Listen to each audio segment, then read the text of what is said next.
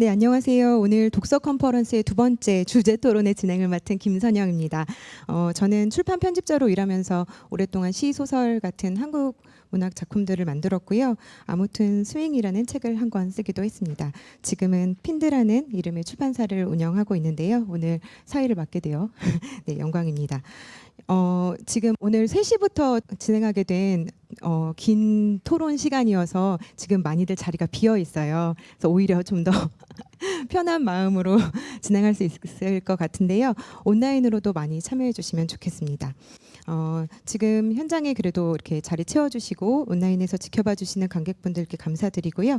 지금 나와 계신 패널 3분 소개해 드리도록 하겠습니다. 먼저 제 옆에 유유출판사의 편집자 사공영 님입니다.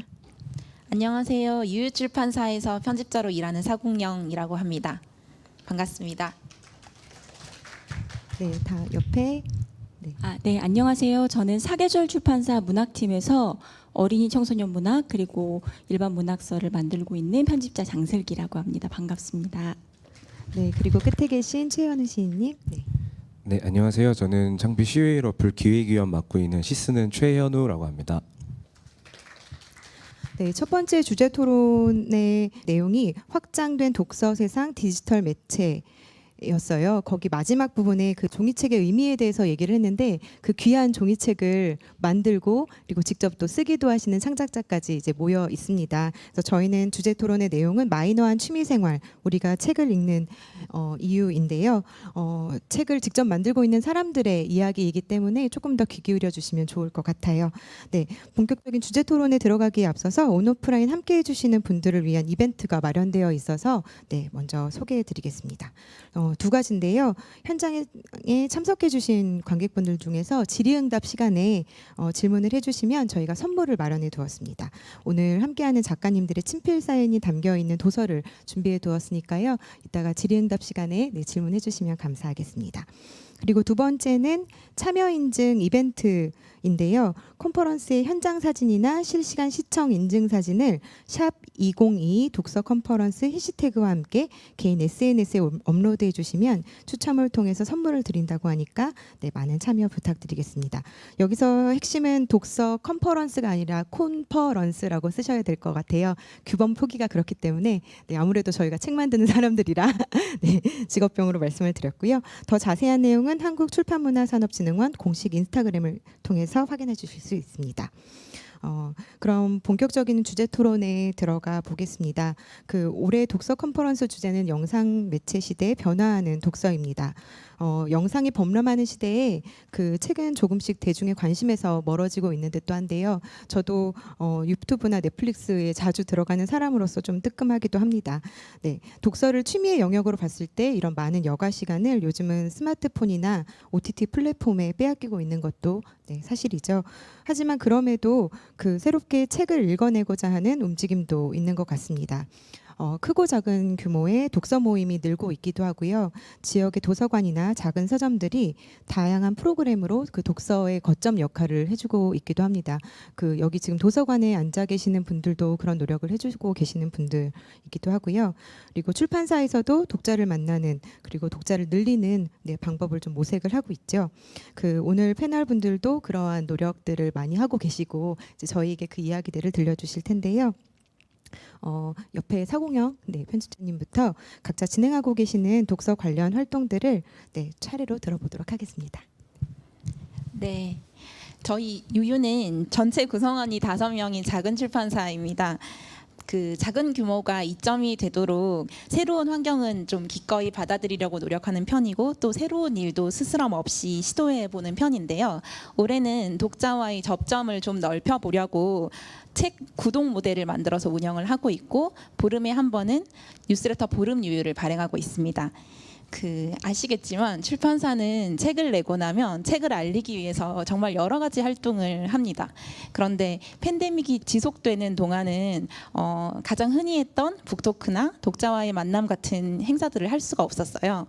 그래서 가급적이면 공간이나 대면 접촉 없이 할 수 있는 북클럽이라든지 출판사 서포터즈, 커뮤니티, 서평단 같은 것들을 저희가 조금 더 자세히 들여다보게 되었습니다. 그렇게 자세히 들여다봤더니 그것은 반대편에 독자가 있어야만 할 수 있는 일이라는 생각이 들었거든요. 그러니까 저희 책을 좋아해주는 독자가 그려져야만 그런 일들을 시도해 볼 수 있는 거죠. 그래서 그 사람들을 머릿속에 떠올려 봤더니 일단 그 모임의 형태나 뭐 운영 방식보다는 그 사람들이 있다면 우리가 언제 어떤 책을 내든지 그 사람들께만이라도 알릴 수 있으면 얼마나 좋을까 이런 생각이 들었습니다. 그리고 그분들이 계속해서 저희 유유책을 즐겁게 읽어주시기만 한다면 저희는 좀 기꺼이 출판사가 독자에게 제공할 수 있는 여러 가지 혜택들을 좀 찾아보고 싶었고 그것들을 가능하면 다양하게 제공해보고 싶다 이런 생각을 하게 됐습니다. 그래서 평소에 독자님들이 어떤 요구들을 하셨는지를 좀 떠올려 보게 됐고요. 그리고 독서가 언제 풍성해지나, 독서가 언제 만족스러워지나 이런 생각들을 좀 하게 됐던 것 같아요. 그래서 그것을 회의 테이블에 올려 보니까 일단 책 한 권을 좀 제대로 읽었다 이런 생각이 들었을 때 독서가 풍부해진다 이런 느낌을 받는 것 같고요. 아니면 독서 모임 같은 것들을 통해서 조금 다양한 감상들을 접하게 되었을 때 이럴 때도 그럴 것 같고 그다음에 뭐 저자나 번역가가 강연하는 자리에 직접 와서 이 책을 내가 생각하지 못한 그런 부분들까지 조금 더 깊게 짚어주는 사람의 이야기를 들었을 때 그리고 이 책을 기획하거나 만든 편집자가 이 책이 이렇습니다. 이 책은 이렇게 기획되었습니다 하는 이야기를 듣고 그거에 동의하면서 아 내가 참 좋은 책을 읽었구나 이렇게 동의하게 될 때 독서가 조금 더 만족스러워지고 풍성해진다고 느꼈습니다. 그래서 그 방식들을 전부 다 취업해보기로 마음을 먹었고 그것을 전부 다 합해서 만든 것이 저희가 지금 운영하고 있는 책 구독 모델입니다. 그러니까 새로운 계절이 시작되기 전에 회의를 하는 거죠. 앞으로 3달 동안 우리는 독자들한테 어떤 책을 권할 수 있을까? 어떤 좋은 책을 권할 수 있을까? 회의를 해서 한 달에 한 권씩 책을 보낼 수 있도록 앞으로 이 마감은 절대 어기면 안 된다. 이렇게 기획을 합니다. 그렇게 한 다음에 그 책 한 권이랑요. 그 다음에 그 책을 쓴 저자 아니면 번역가랑 함께하는 온라인 북토크 그 다음에 감상을 공유할 수 있는 게시판 입장 정회원권 같은 거를 드리는 거죠. 그리고 이제 이동하면서 책을 보는데 어려움이 없도록 1개월 동안은 그 책을 무료로 전자책으로도 볼 수 있는 구독권을 드리고 있고 그 책 편집자가 직접 쓴 편지를 한 통 또 드리고 있고 그리고 그 책이 다루는 분야의 전문가가 책을 먼저 읽고 읽기 가이드라고 제시하는 것들을 보내드리고 있습니다. 그게 저희가 지금 운영하고 있는 책 구독 모델이고요. 시작한 지는 지금 올해 2월부터 시작해서 1년이 다 되어가고 있습니다. 지금 마지막 회의를 하고 이 회의에 온 것입니다. 레터는 조금 더 길 것 같아서 다른 편집자님 얘기를 들어보고 말씀드리는 게 나을까요? 네, 네네. 그러실까요? 네. 그 지금 2월에 시작했다고 하시는데 예상대로 반응은 좋은 편인가요? 반응은 좋고요. 성과는 사실 좀 단기 성과를 바라고 시작한 일이 아니기 때문에 어떤 정량적인 성과를 말하기는 어렵고 저희로서는 아까 말씀드렸듯이 작다는 이점을 활용해서 변화에 조금 더 빨리 대응하고 그리고 새로운 일을 기꺼이 해본다는 입장에서는 저희는 되게 즐겁게 하고 있고요. 드리는 에너지만큼 보람이 되게 커서 저희가 올해 되게 즐겁게 일을 하고 있어요. 네, 성과는 없지만 반응은 좋다고 하니까 네, 많이 성과 관심 있습니다.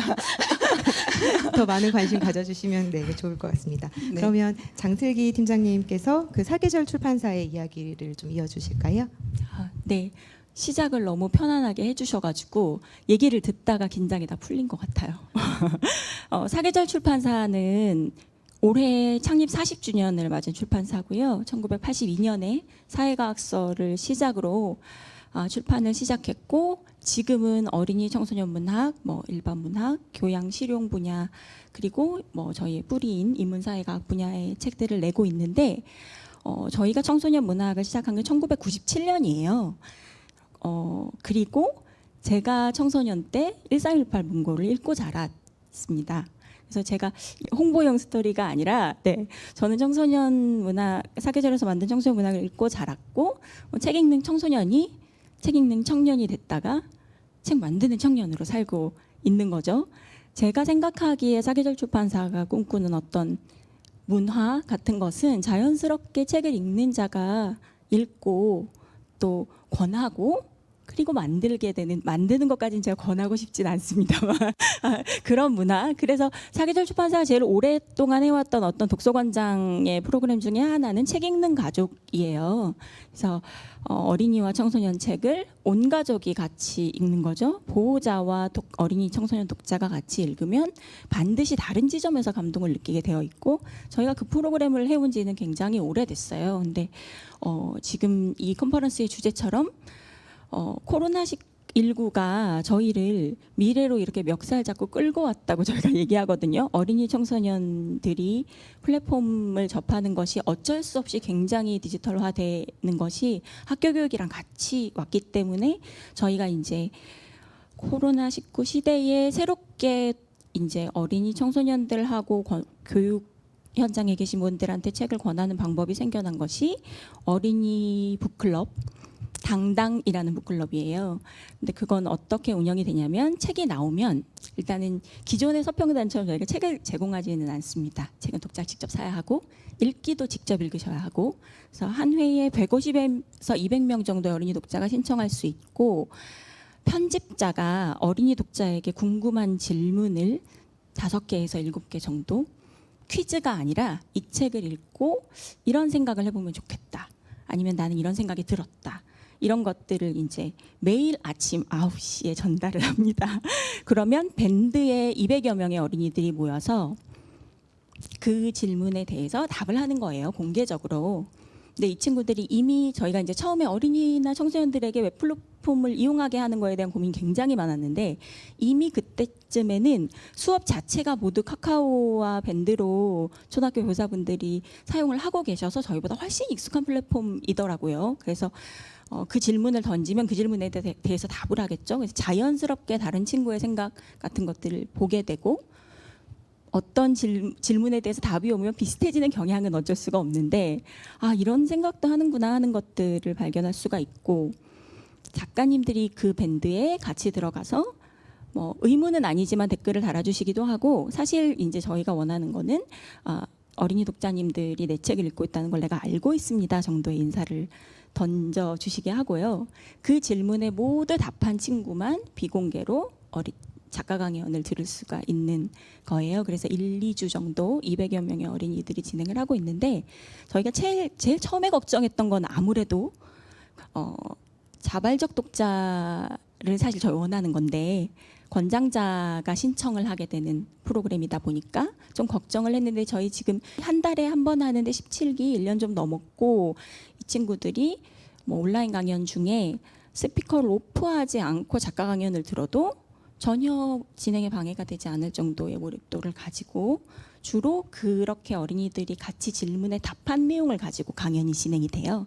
내가 이 책을 이렇게 썼다 이렇게 진행이 되는 게 아니라, 그것 하고 독자들의 질문과 그 질문에 이런 답을 했던데 나는 이렇게 생각한다, 이런 위주로 이렇게 진행이 되고, 보호자분들의 피드백을 저희 이렇게 받아보면 굉장히 신기할 만큼 자발적으로 진행이 된다라고 하세요. 근데 물론 이 플랫폼에서 150명, 200명이 크다고 생각하진 않거든요. 저희가 더 키울 수도 없고 더 키울 생각은 아니긴 한데, 제일 원하는 거는 어린이가 독서 행위 자체가 누가 대신해 줄 수가 없어서, 신청은 다른 사람이 해줄 수 있지만 책장을 넘기는 건 누구도 대신해 줄 수가 없잖아요. 그래서 그 재미를 느끼는 것이었는데, 그걸 하면서 제가 느낀 거는 읽는 사람이 다른 사람의 생각을 굉장히 궁금해한다는 거예요. 독서행위 혼자 하는 건데 모여서 얘기하고 싶은 욕구가 상당히 강해서 사회적 거리두기 심해질수록 성인 독자층에서도 굉장히 온라인 모임이 많이 생기는 거.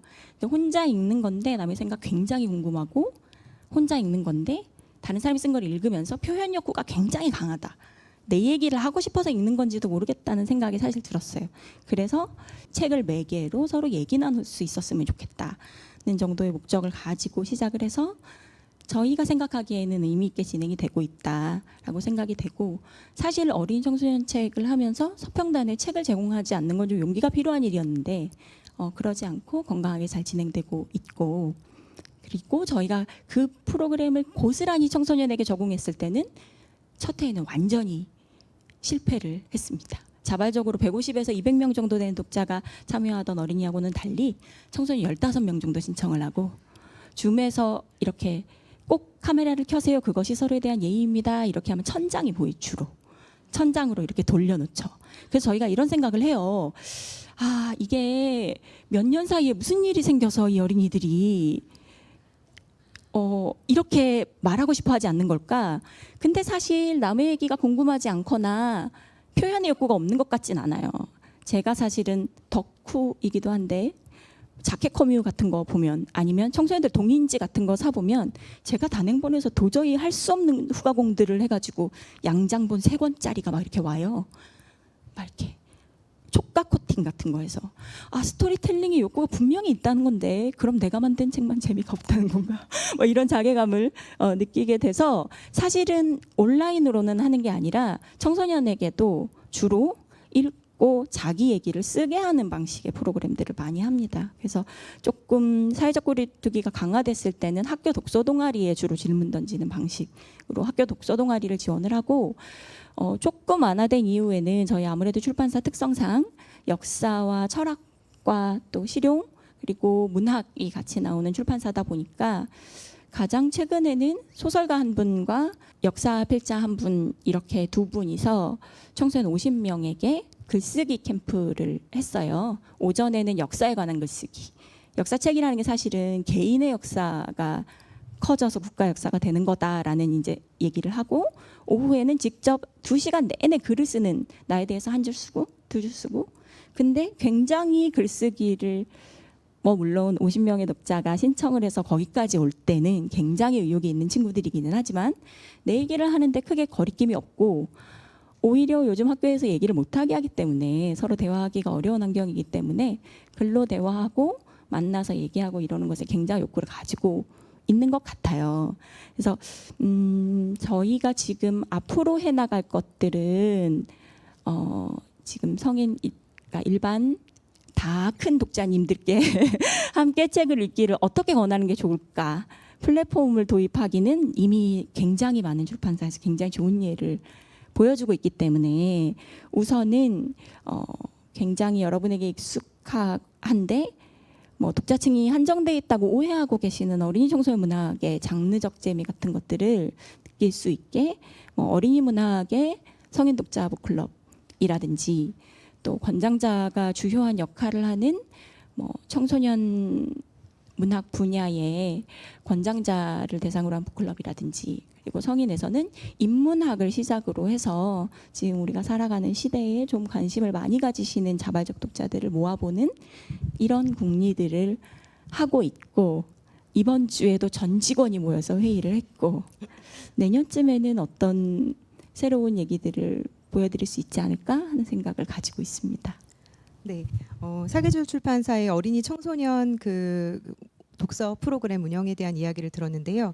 어린이들이 굉장히 희망찬 이야기를 들었긴 했는데 이제 청소년의 관심이 좀 떨어진다는 거는 여전히 그 큰 문제인 것 같아요. 그리고 마지막에 말씀해주신 그 연령을 넘나드는 그런 독서 모임에 대해서는 조금 더 고민을 해보고 이따 더 얘기 나눠볼 수 있을 것 같습니다.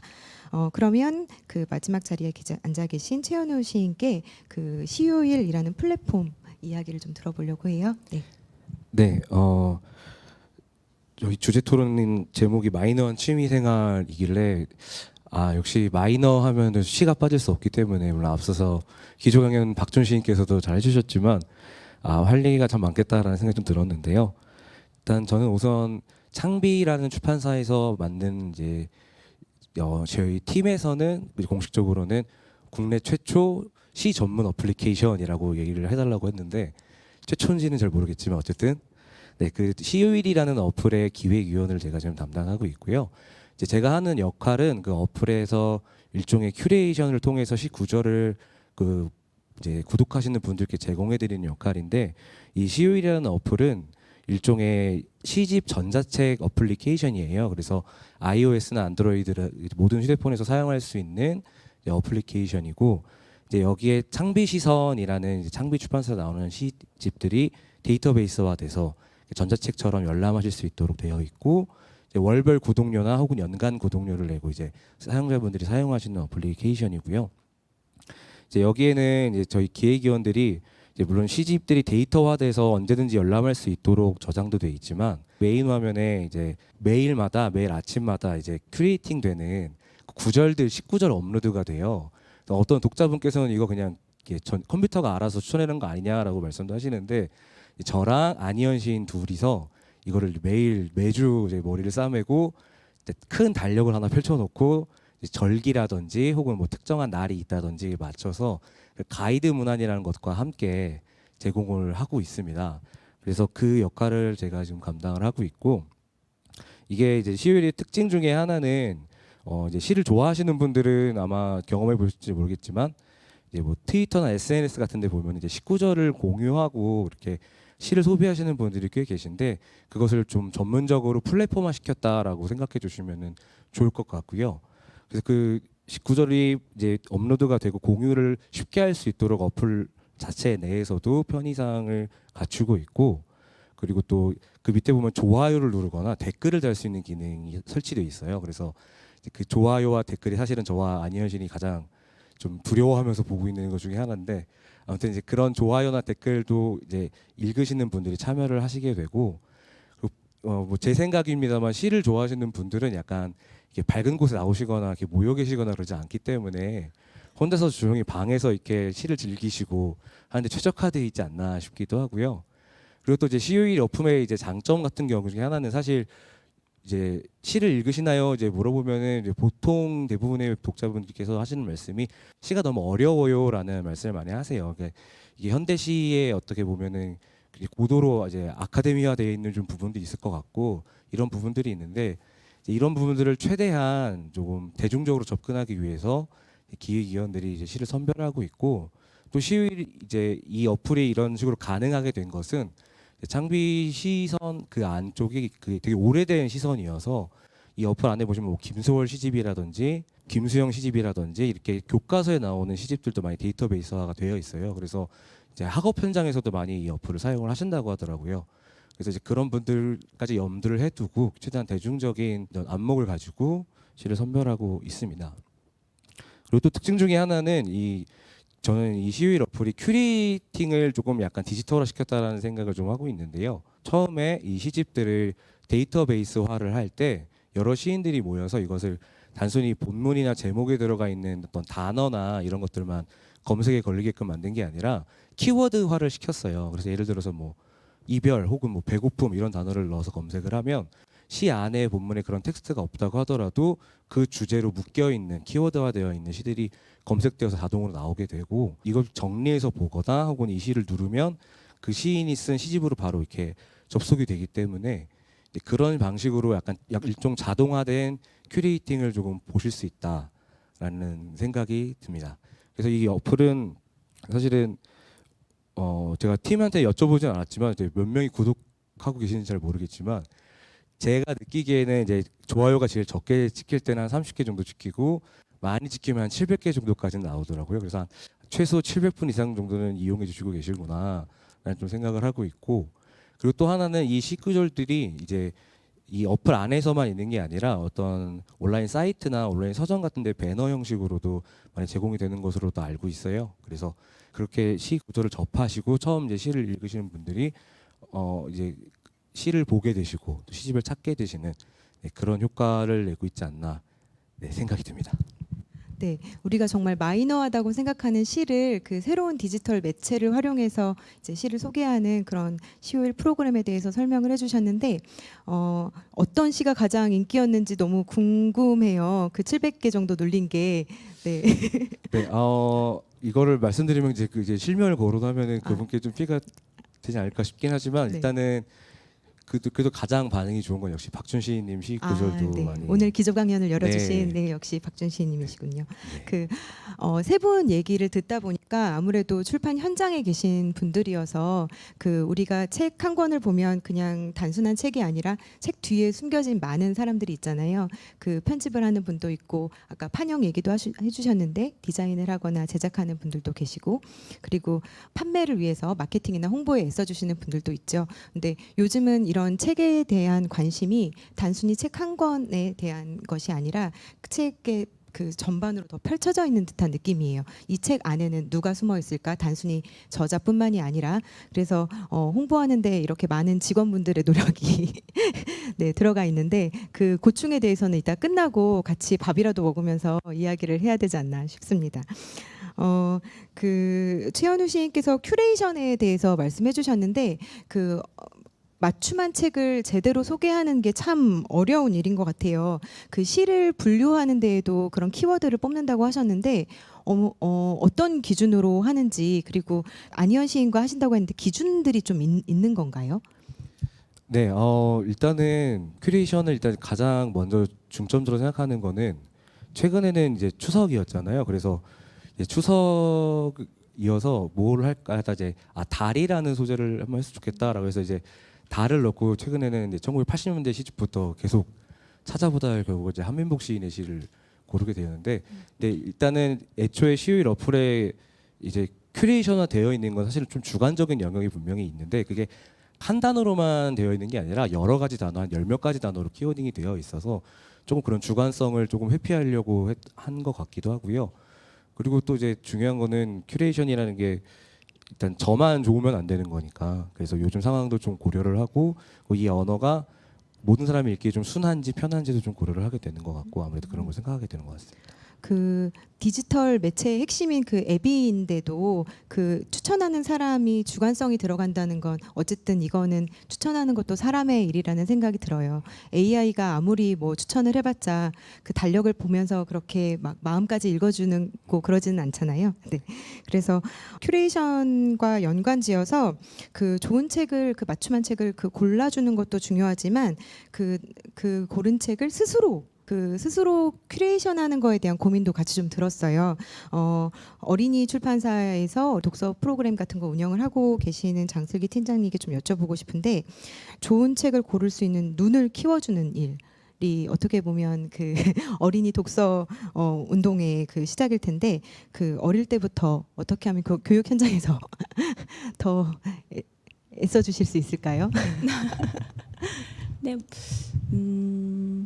사실은 뭐 어린 청소년을 1차 독자로 정하고 있다고 해도 저희가 큰 카테고리 안에서는 다 문학이겠죠. 어린이부터 읽을 수 있는 거고 어떤 시대에 제일 방해가 됐었던 건 교육이라는 말이 아닐까 하는 생각이 들기도 해요. 교육적인 목적으로 어떤 책을 권하는 건 아니니까. 근데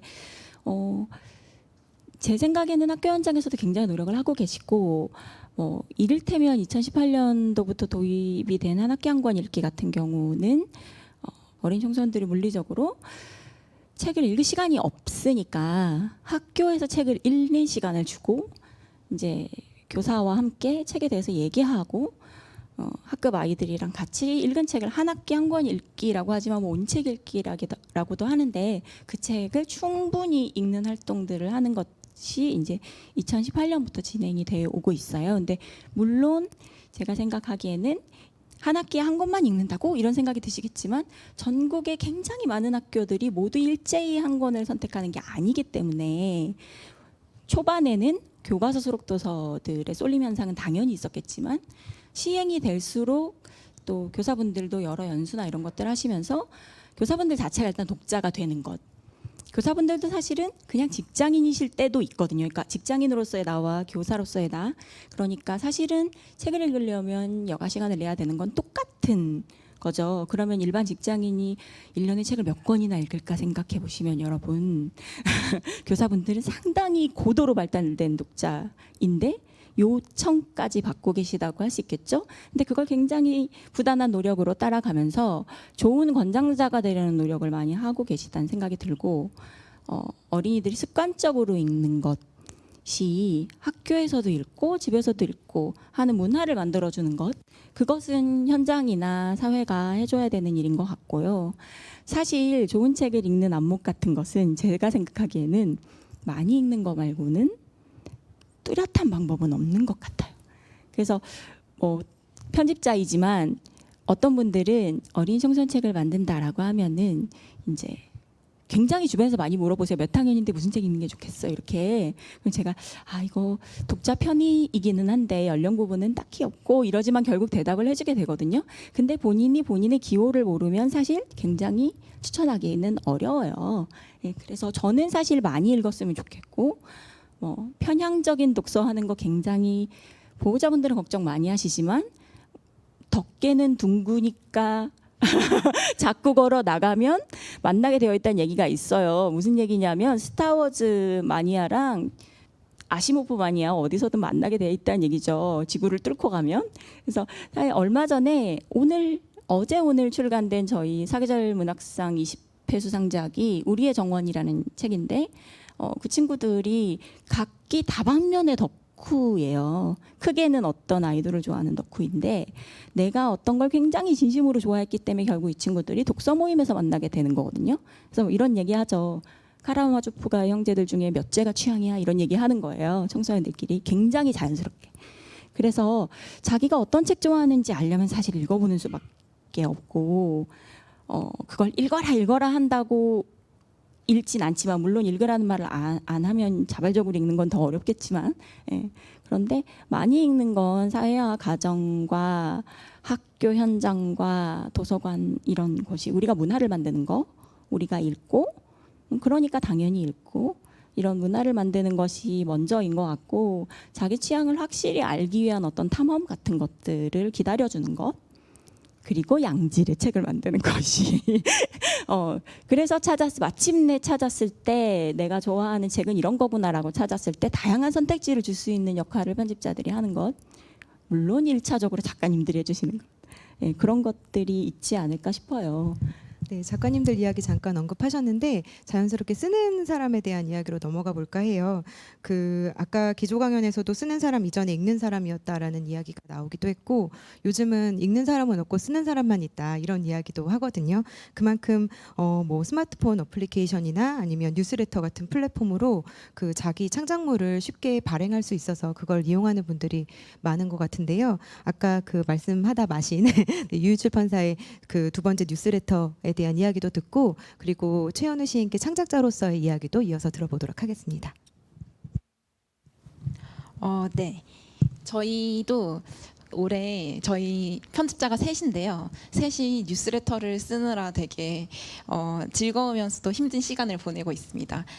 정말 많은 분들이 요즘 뉴스레터를 발행해 주시고 있다고 생각해요. 원래부터 뉴스레터라는 매체는 있었지만 자기 컨텐츠를 가진 분들이 정말 본격적으로 나서서 내 매체로서 뉴스레터를 활용하는 것은 작년, 재작년이 정말 엄청났다고 생각하는데요.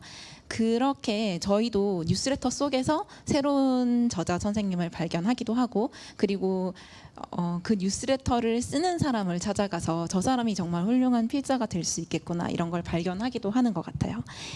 쓰는 사람을 발견하는 것도 이제 뉴스레터인데 사실 보다 보면 이제 책을 가장 많이 사는 사람, 책을 가장 많이 읽는 사람들을 보면 그 사람들도 결국은 책을 쓰는 사람, 책을 만드는 사람, 책을 파는 사람 이렇게 책 주변에서 일을 하는 사람들이란 말이에요.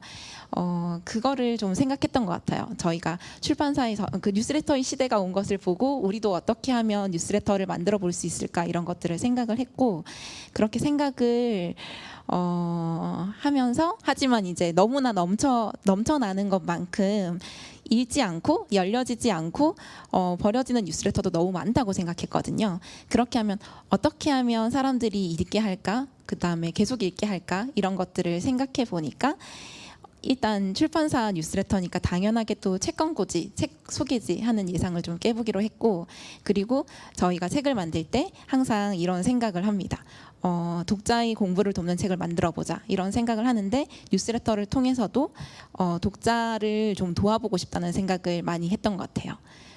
아까 말씀드린 것처럼 저희가 생각하는 독자 중에 아주 많은 부분이 책을 만들고 쓰는 사람들이라고 생각했고 그 사람들이 되게 궁금해하거든요. 어떻게 하면 나도 온라인 서점의 탑북으로 올라갈 수 있지? 어떻게 하면 문화부에서 글을 쓰는 기자님들이 내 책을 발견하게 할 수 있지? 그리고 어떻게 하면 제작자와 잘 소통해서 내가 생각하는 예쁜 책을 만들 수 있지? 이런 것들을 정말 궁금해하고 책이라는 거 하나를 이제 둘러싸고 일하는 하는데도 서로 이야기를 잘 모른다고 생각하거든요. 그래서 그 많은 사람들을 돕는 게 결국은 재미있게 책 만들고 좋은 책을 만드는 방법이라고 생각했기 때문에 보름에 한 번 그분들을 찾아가서 인터뷰를 하기로 한 거죠. 책을 둘러싼 모든 사람들이 궁금해한다면 저희가 대신 물어보기로 한 거예요. 그래서 물어서 그 인터뷰를 정리해서 보내는 게 저희가 올해 발행하고 있는 보름 유유고요. 네, 저희 보름 유유는 이렇게 발행되고 있습니다. 네, 저도 그 받아보고 있는데요. 네. 저는 같이 일하는 사람으로서 이거 어떻게 정리하지? 이 많은 걸 혼자서 다 인터뷰하시나 이런 생각했는데 그래도 셋이 돌아가면서 한다니까 45일마다의 고통이 찾아오는 거니까 네. 그 창작의 고통, 그러니까 만드는 것 말고도 창작의 고통이 있잖아요. 그 기획위원이 아니라 시인 최연으로서의 이야기를 좀 들려주실까요? 네. 네, 제가 최근에 작은 서점 상주 작가라는 프로그램을 하고 있어요. 그게 어떤 사업이냐면 동네에 있는 작은 책방에 이제 상주를 출퇴근하시 하면서 그 지역에 계신 분들과 소통도 하고 거기서 뭐 글쓰기 수업이라든지 뭐 이런 것들을 이제 하는 프로그램인데 이제 그런 것들을 하면서 사실은 창작자 입장에서는 뭐 창작이야 뭐 창작자마다 저마다의 이유가 있겠지만 어쨌든 다 개인의 이유기도 하고 나를 위해서 시작한 일이기도 하고 이제 그렇게 되잖아요. 물론 뭐 아닌 분들도 있을 것 같지만 공공의 이익이라든지 이런 것들을 생각하시는 창작자도 계시겠지만 어쨌든 문학 창작자는 개인적인 이유로 시작을 했지만 이 작업을 오래 지속하다 보면 사실은 내가 지금 아무도 없는 공간에서 혼자 춤을 추고 있는 거라는 생각을 할 때가 있거든요. 사실 저도 그래서 그런 생각 때문에 이제 여러 독자들을 만나고 싶다라는 생각 때문에 그 프로그램을 하게 되었는데 이제 그러면서 이제 저를 찾아오시거나 그 서점에 방문해서 책을 구매하기 원하시는 분들을 만나서 얘기를 들어보면은 다들 어떻게 보면은 쓰고 싶어하는 욕망, 글을 쓰고 싶어하시는 욕망들이 갖고 계시더라고요. 그래서 어떻게 보면은 아까 기조 강연에서도 박준신께서 말씀하셨지만 읽는 사람은 결국에는 쓰는 사람이 될 수도 있겠다. 그리고 모든 쓰는 사람은 결국 읽는 사람이었다. 라는 말이 맞는 것 같은데, 근데 그게 비단 이제 글쓰기 분야에서만 일어나는 일은 아닌 것 같고 요즘 생각해 보면 사실 유튜브도 그렇고 1인 미디어를 창작하는 분들이 많아지시는 것 같고 또 이제 그만큼 어떤 기술도 발달을 해서 내가 갖고 있는 생각이나 나의 컨텐츠들을 밖으로 외부로 표출하는 수단들이 되게 많아진 게 아닌가.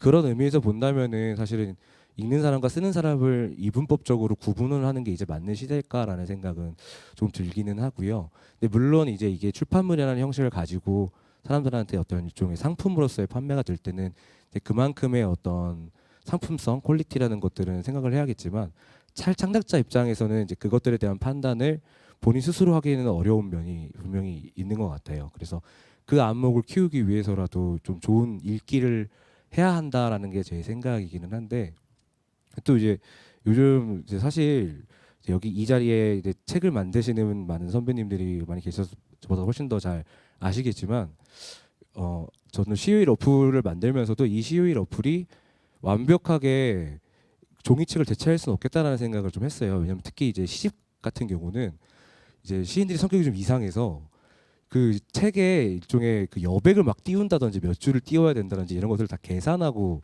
시를 쓰는 사람들도 있고 그래서 이걸 이제 시인들 사이에서는 여백감이라는 말도 안 되는 용어로 부르긴 하는데 그런 여백감이나 이런 것들을 이제 시인이 원하는 만큼 이제 표현할 수 있는 매체가 사실은 그 종이책을 상정하고 만들기 때문에 그거에 대한 감각을 전달하기까지 좀 무리가 있다는 생각이 아직까지는 조금 있더라고요. 그래서 이게 더군다나 이제 제가 요즘에 최근에 이제 몹쓸병에 걸려서 집에 있는 와중에 또 이제 넷플릭스 같은 거를 많이 보는데 여기 넷플릭스 이제 관계자분 안 계시겠죠. 근데 좀 넷플릭스 콘텐츠 같은 걸 좀 보는데 너무 자극적이라는 생각이 좀 많이 들었어요. 이게 분명히 텍스트가 전달하는 어떤 뭐 문학을 떠나서 텍스트가 전달하는 서사의 매력과 영상이 전달하는 서사의 특징이 좀 다른데 이것들이 이제 영상 같은 경우는 사실 저는 텍스트적인 서사 방법이라기보다는 미술이 주는 어떤 서사 방법에 좀 더 가까운 게 아닌가라는 생각을 하거든요. 근데 그런 면에서 텍스트가 주는 어떤 그런 서사의 흐름 이런 것들을 제대로 즐기고 느끼기에는 영상이 대체할 수는 없겠다라는 생각을 저는 물론 창작자라서 이런 생각을 할 수도 있는 거겠지만요. 그래서 그런 생각이 조금 들면서 저한테 독서는 사실 어떤 교육이라든지 누군가 권해서 하는 그런 게 아니라 오락의 일종이라고 저는 늘 생각을 해요. 그러니까 오락이라는 거는 내 자신의 어떤 흥미나 내 재미를 위해서 하는 것이지 이게 내 삶에 어떤 반드시 도움이 돼야 되고 어떤 내 삶에 교훈이 남아야 되고 이런 작업은 아니라고 생각을 하고 저도 그래서 사실은 누군가한테 독서를 강권할 때 큐레이션이나 어떤 독자분들한테 책을 추천할 때 이 책을 해석해서 이런 부분이 좋아요라는 얘기를 하게 되다 보니까 자꾸 교훈적인 것들만 찾게 되는 방식으로 독서를 하게 되더라고요. 그래서 저는 최근에는 이 책을 읽으실 때는 이렇게 해보세요라는 쪽으로 책 추천을 많이 하게 되는 것 같아요. 뭐 불을 뭐 주황색 불을 켜보세요. 혹은 차는 뭘 마셔보세요. 음악은 이걸 들어보세요라고 이 책이라는 매체를 어떻게 즐길 것인가도 같이 우리가 얘기가 되어야 되지 않나. 전 창작자 입장에서 그런 생각이 좀 듭니다. 말씀하신 방식대로 책과 그 방식까지를 같이 그 누군가가 권해준다면 정말 독서가 더 풍부하게 네, 느껴질 것 같습니다. 벌써 시간이 이렇게 가는 줄 몰랐는데 10분밖에 저희한테 남지 않았다고 하네요. 혹시 현장에서 질문해 주실 분 있으실까요? 네, 저 뒤에. 네, 짧게 질문을 드리자면요. 책 제목을 볼 때 이 책 제목은 정말 이걸 쓰신 작가가 정한 것일까라는 생각을 하게 되거든요. 독자들은 책 제목은 이 책 뒤에 수고하신 뭐 쓰신 분, 또 만드신 분, 뭐 파시는 분, 읽는 분 이렇게 있지만 그 출판사 쪽에서 책 제목을 대개 어느 분이 정하게 되고 어떻게 정하게 되는지가 궁금합니다. 아, 네. 책 만드는 사람들을 보셔서 네, 질문해 주신 것 같은데요. 어떤 분이 답변해 주시면 좋을까요? 근데 유유출판사는 다 뭐 만드는 법 아닌가요? 대부분이 그 장슬기 팀장님께서 그래도 네, 팀장님이시니까. 그런데 편집자님이 미처 말씀을 못 하셨으니까 제가 거들자면 뭐뭐 만드는 법 그거 굉장히 트렌드를 주도한 제목입니다. 아, 네. 그래서 제가 저런 거 하나 만들어 놓으면 뒤에다가 뭐뭐 만드는 법 하면 좋을 텐데 저는 권마다 다른 제목을 붙여야 돼서 그런데 독자님 제가 생각하기에 어느 출판사나 다 그렇겠지만 편집자에게 어떤 권한이 있거나 작가님이 오롯이 처음부터 끝까지 난 꼭 이 제목으로 해야 되겠다라고 하시는 건 아닌 것 같아요.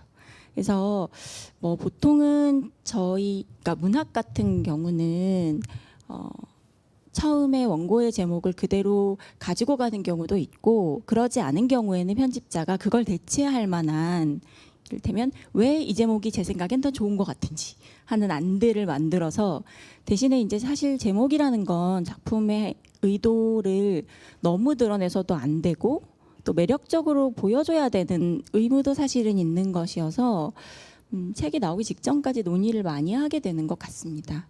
그래서 문학 같은 경우는 사실은 저자분의 의견이 가장 크게 작용을 하기도 하고요. 근데 이제 그런 여러 가지 면에서 끝까지 상의하게 되는 편집자와 작가가 대신에 어떻게 결론이 나든 작가님의 의도를 왜곡하지 않는 방향을 이제 유지하는 것이 어떤 편집자든 가장 중요하게 생각하고 있는 점이 아닐까 싶습니다. 근데 아마 실용서나 교양서, 역사서의 경우에는 조금 더 의도를 직접적으로 보여줘야 되는 고민을 하게 되는 분들도 많을 것 같습니다. 답변이 충분한 되셨을까요? 답변이 됐을까요? 네. 또 질문 있으신 분? 네.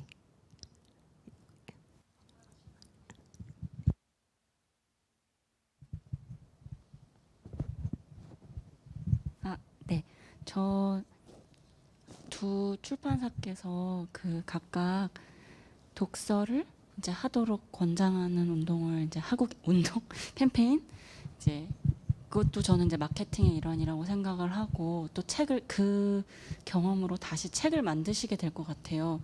유유 출판사도 그러셨고 그래서 각각 저는 다른 마케팅 방법이나 네, 그런 거에 비해서 지금 시도하고 계셨던 그리고 오래된 사계절 출판사 같은 경우는 어떤 다른 점이 있었는지 그리고 이 질문은 답을 안 해주셔도 되는데 예산을 얼마나 책정하시는지 그러니까 그런 게 되게 궁금해요. 왜냐하면 성과가 정성적으로 나왔다면 이제 예산 투입이 저는 되게 고민되실 것 같거든요. 그래서 저는 이제 뭐 업계에 있기도 하지만 굉장히 궁금해요. 그 독자들의 반응을 출판사가 받아들여서 그것을 다시 그런 수립하는 과정 네, 이런 것들이 좀 궁금합니다.